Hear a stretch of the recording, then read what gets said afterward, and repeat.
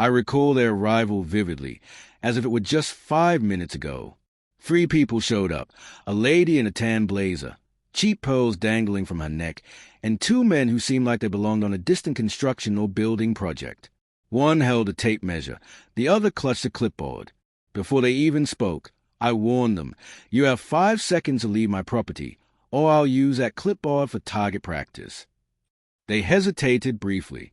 The woman, introducing herself as Karen, seriously, tilted her head, addressing me like a naughty kid. "So," she said, "we are here performing an official review under Section 12B of the Homeowners Cooperative Rules for Land Use Standards. I've handled plenty of garbage in my time. Officials, auditors, even the IIS. But that long string of official-sounding jargon meant absolutely nothing. I rested on the porch post, stroked my beard, and asked, "Homeowners, who?" She brushed past my question, gesturing to my field. "That fencing is not the standard height. Your water troughs lack registration, and whatever is in that field, well, that's likely a violation as well. We are just adhering to procedure." It hit me who they were. Not county, not zoning. This was a self-righteous HOA group from down the way. The types who believe regulations trump logic.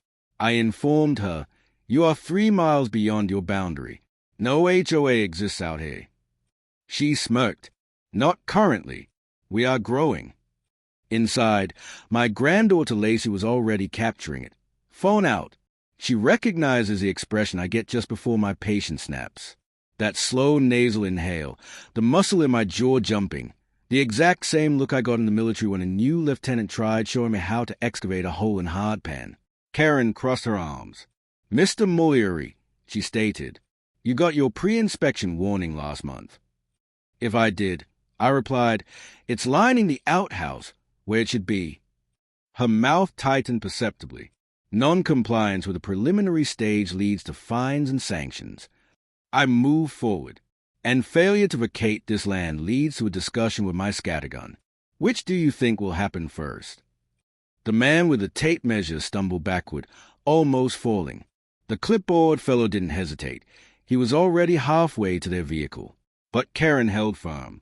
She produced a laminated paper, thrusting it at me. "This is a binding document."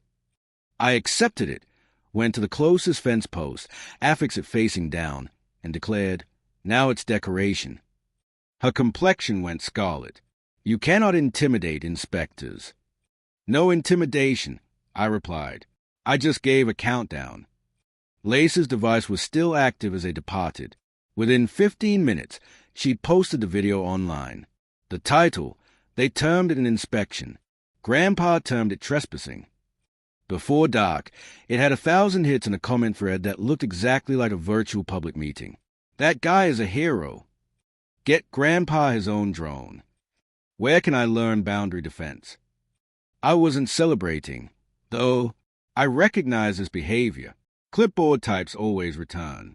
So later, I sat at the kitchen table with some sweet tea, considering the fences, the wells, every bit of ground I'd built my existence on. Lacey wondered if they'd be back. I replied, "People like that, they always return. They view land as empty territory needing to be subdued." She looked worried. "So, what's our plan?" I rose, went to the utility room, and retrieved an old steel container. In it were charts, titles, and a single snapshot of me, 50 years younger, in uniform next to a wooden marker. I placed it on the table. "We show them who this property belongs to." I was correct. They returned, just not physically immediately. Karen was apparently busy that night. She was up late modifying maps and composing emails to her North Valley Housing Advisory Board, which, as far as I could determine, was just 3 yoga partners and an elderly man who believed they were organizing a communal garden. She created bogus zoning charts that showed my property within their planned borders. She even organized a compliance discussion at the town community hall. 4 individuals attended. One was her sister, who bailed after 10 minutes. That didn't deter her. She distributed flyers covered in red ink, code she'd fabricated, and technical terms that made her seem authoritative. Concurrently, I was on the tractor adjusting a carburetor as Lacey read her phone, chuckling. "Grandpa," she noted, There's a Facebook page about you. People were tagging friends in my clip. Some laughed, some warned others about that HOA woman. I just grunted. Public ridicule is handling part of our job, but I knew not to depend on the web. Bureaucrats don't quit until you fold their papers. Midday, a white car arrived. Lacey knew the driver. It was a clipboard guy, now in a high-vis vest labeled Regional Field Inspector. "Don't bother," I said as he exited. He held up his hands. "Not inspecting, sir. Just dropping off a notice." "A revised notice?" I queried. Must have been some meeting to alter the law overnight. He laughed nervously. "Sir, I didn't create it. Karen did. She instructed me to drop it and go." Lacey read the paper, shaking her head. "This isn't real regulation. It's just nonsense words." I stared him in the eye. "Son, if you're sent to deceive a man on his own property, who has a shotgun and a good memory, just leave." He left. Very quickly. We visited the county building the following day. Denise, the clerk, smiled seeing me. "Ray Moliery. Haven't seen you since the 80s. What's up? Another property dispute?" "Sort of," I said, giving her the bogus notice. She scanned it, laughed. "My goodness, this reads like a drunk realtor wrote it." She vanished into the archives, returning with a file thicker than a phone book. "Your land is safe under Article 6 of the Rural Preservation Act. They can't annex you without a petition, a public vote, and a state review. You're solid." I nodded. "So her little tribunal is illegal," she confirmed. Lacey shared the actual deed online, writing, "For others fighting fake HOA takeovers, this is a real document." It spread rapidly. A property lawyer commented, "That's classic boundary fraud. She's finished." By morning, we weren't just protecting our land. We were a top story. But Karen was not finished. Not by a long shot. That afternoon, Lacey saw a drone hovering above the north field. Black, unmarked. It dipped, scanning, taking pictures. I didn't hesitate. I found a long pole, fixed a camo tarp to it, and waited. When it came low, I whipped the tarp up like a bullfighter. The drone got caught and plummeted to the ground. Inside was a card filled with video, our fences, our tanks, even the barn lock. "She's mapping us," Lacey whispered urgently, building her case. "You don't send drones for negotiation," I replied. "You send them for ammo." I phoned Sheriff Briggs. He sighed. "Don't tell me she rented a Zeppelin." "A drone," I said. "Surveillance flights. I'll send Shaw a document," he said. "But you know her. She walks a line." "She's about to trip right over it," I replied. After the deputy departed, I checked the barn. A crate sat there, unopened for decades, stamped from Fort Benning. It held field diagrams, manuals, and old survey charts from when I mapped this valley after my service. The red boundary of our land was stark, a full mile from the HOA border. "She has no claim," Lacey said. "Legally or physically," I noted. But that evening, a dark pickup truck came down the drive. Two men in dark uniforms got out, wearing compliant security badges. I met them at the gate. "Afternoon. What's the reason today?" The taller one spoke. "We are contracted for an access assessment by North Valley Housing Authority." "You're not an authority," I said. "You're trespassers in costumes. If you fail to comply," the other read from his clipboard, "we are authorized to enter the document." "You're authorized to be arrested for impersonating officers," I retorted. Then one reached for the gate. "Stop," I said. He opened it. My dog Duke gave one deep bark. The man stopped. Duke moved, stopping an inch from the man's boot, snarling. "That dog is unregistered and aggressive," he sputtered. I smiled. That dog is about to be famous. Lacey, of course, filmed it all. By that evening, the clip "HOA's hired goons meet Grandpa's gatekeeper" was viral. People notified local news, animal welfare groups, and veteran sites. A petition even started, demanding Karen's removal from community boards.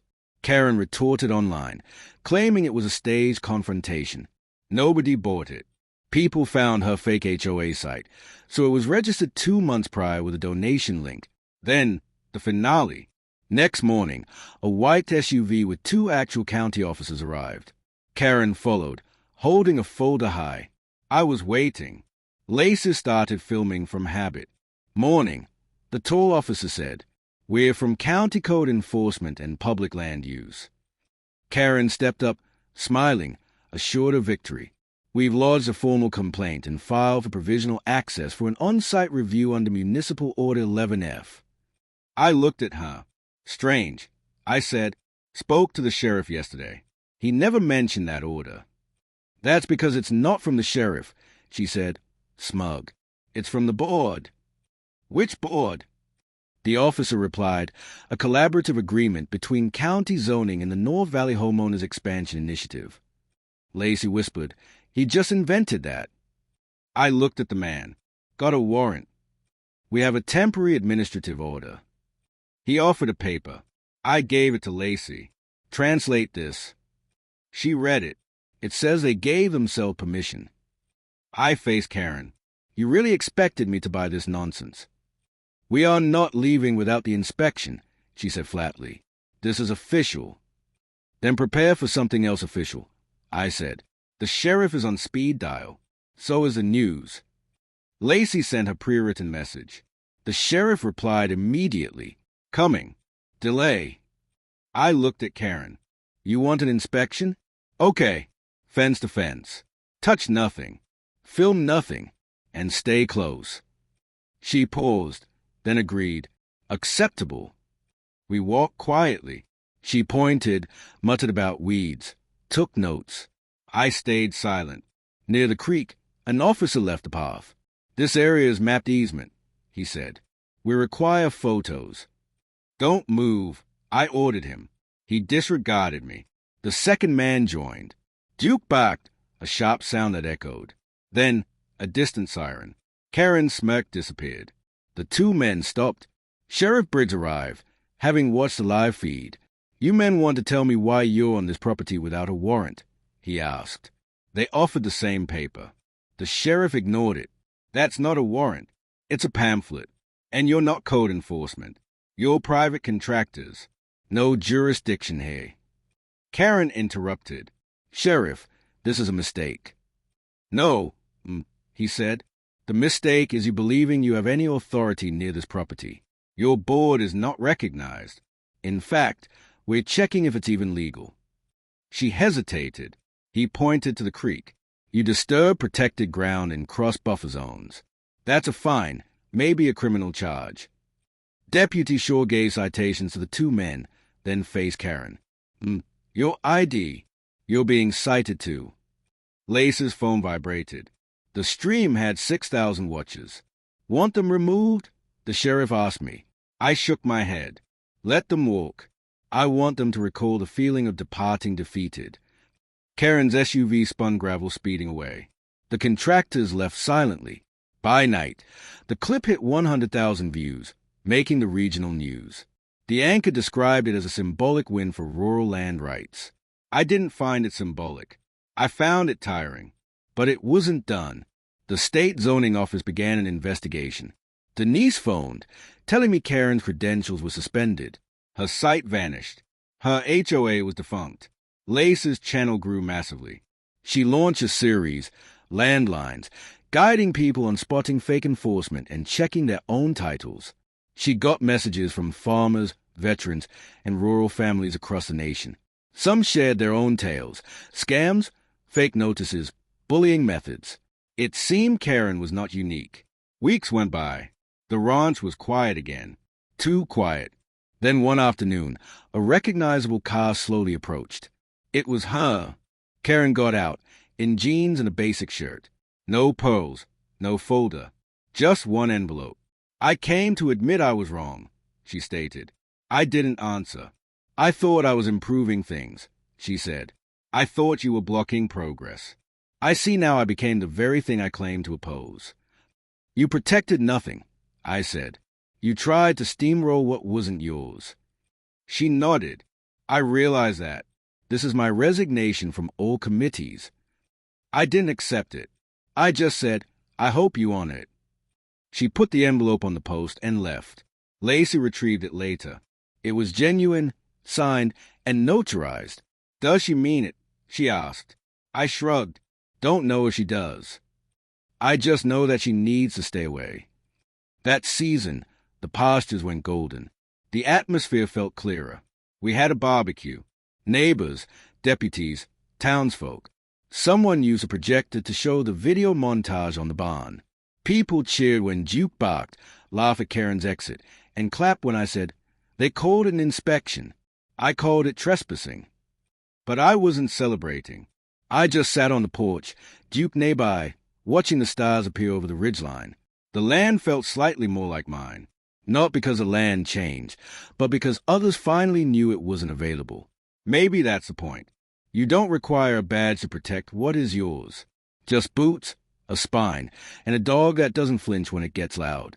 So, tell me, what would you do if 3 people with clipboards appeared on your porch saying they had power over your property? Would you let them in, or would you hold your ground? Leave a comment. I'm interested where you set your boundary between compliance and trespassing. Because around here, that important line is,